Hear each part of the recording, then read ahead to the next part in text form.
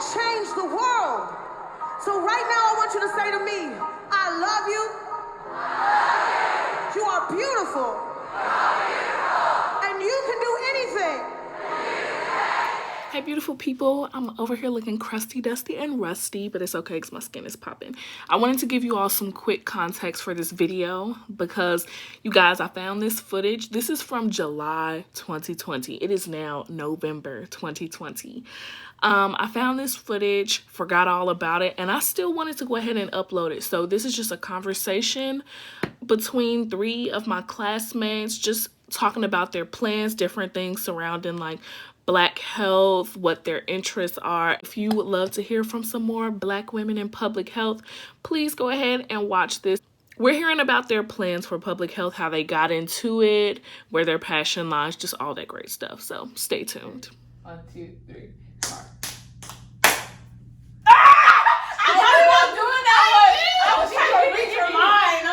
I'm like, wow, she already kind of did it. I'm like, people, I'm like, damn, I don't know. You be messing with your mind. Okay, so the order is Kiana, Brittany, Lala. Okay. So, Kiana, what are you in school for right now?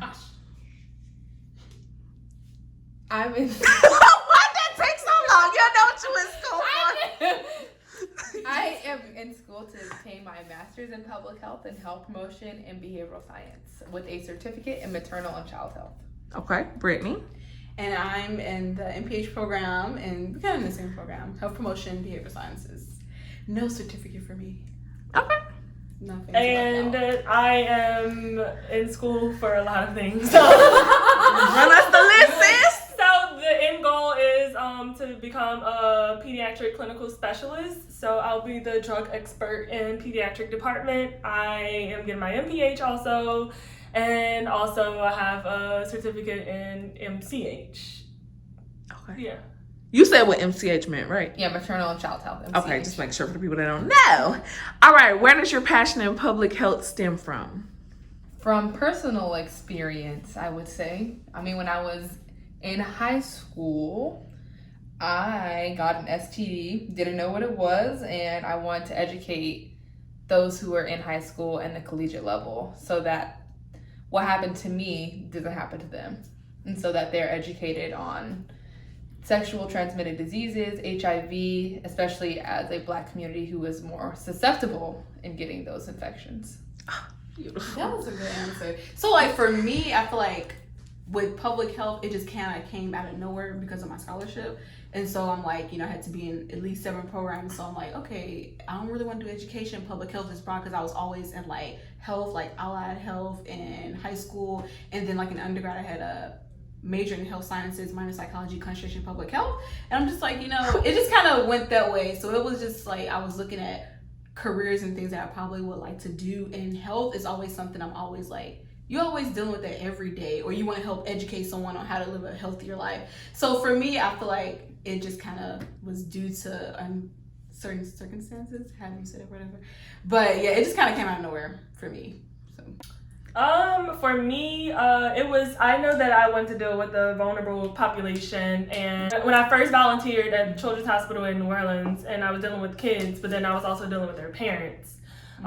Because they can't speak for themselves, they can't make decisions for themselves, or whatever. And it's just like I got to have like that bonding time with the family, and then I also got to take care of that child, and then the families were like so like I guess like appreciative of it, and they showed their appreciation, although they were like hurting on the inside because their child was in there. And then I really like found my passion in this around like Christmas is when like I volunteered and we went into like the holiday season, and I just seen how like that tore them apart because they weren't able to be home to celebrate the holidays with their kids or whatever like that. So that's how I like found my passion.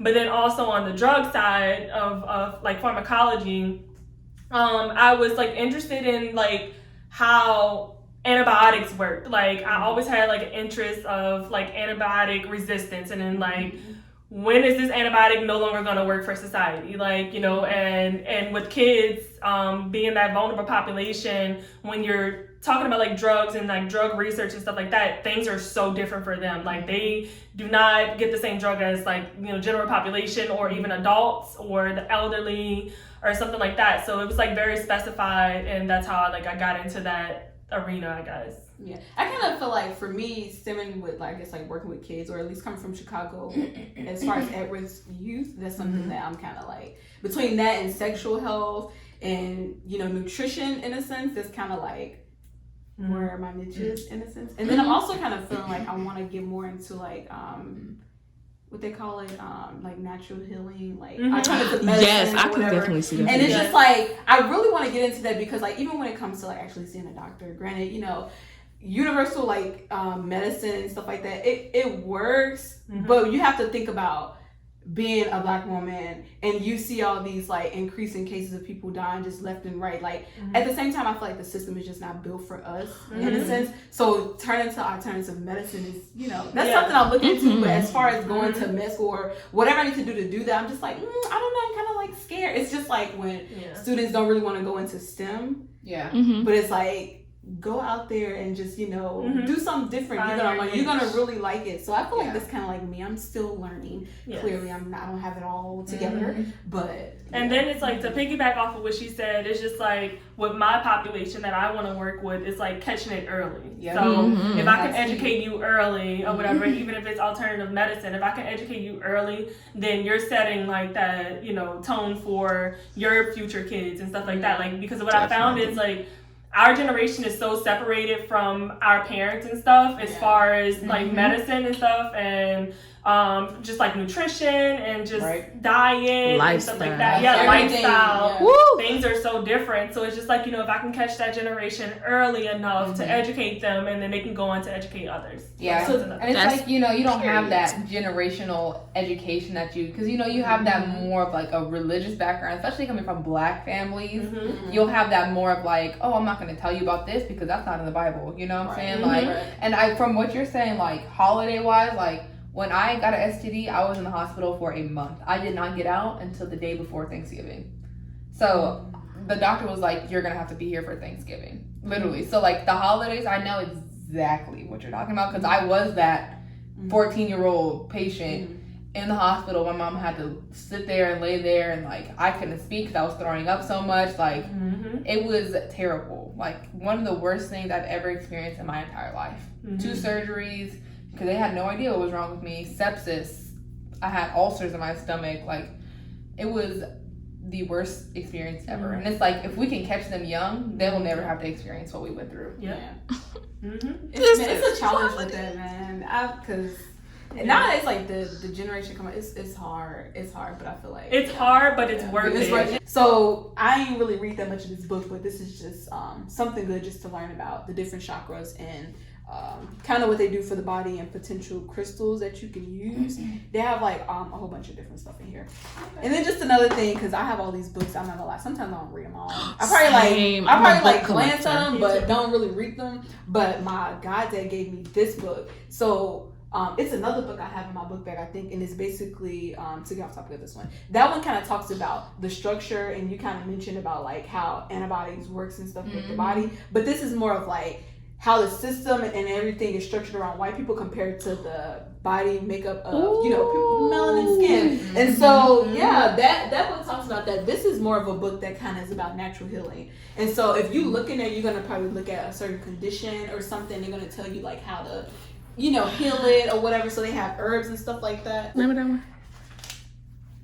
and minerals. Okay. Wait, let me ask y'all one final question real quick. You ready?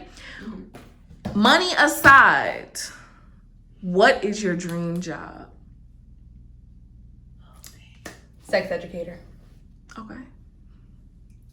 I'll say working with at-risk youth. I think that's where my passion is at. And that's kind of why me doing this internship and doing it for free, I'm not even really tripping because, you know, I'll say at-risk youth. Okay. Dream job? Surgeon. Okay, what type of surgeon? I don't know, just operating Well, maybe on I just people. kinda- You got steady hands. Maybe And my that's nose is my down problem. here. I don't have steady hands. Oh. And I'm not going to residency. That takes 5 years. Okay. Well, my dreams was just You down said there. money aside. You said Yeah. Okay. Yeah. That's, yeah. Mm-hmm. All right, my dream job, money aside, skills aside, I would like to be Beyonce and have her This- life. There's that.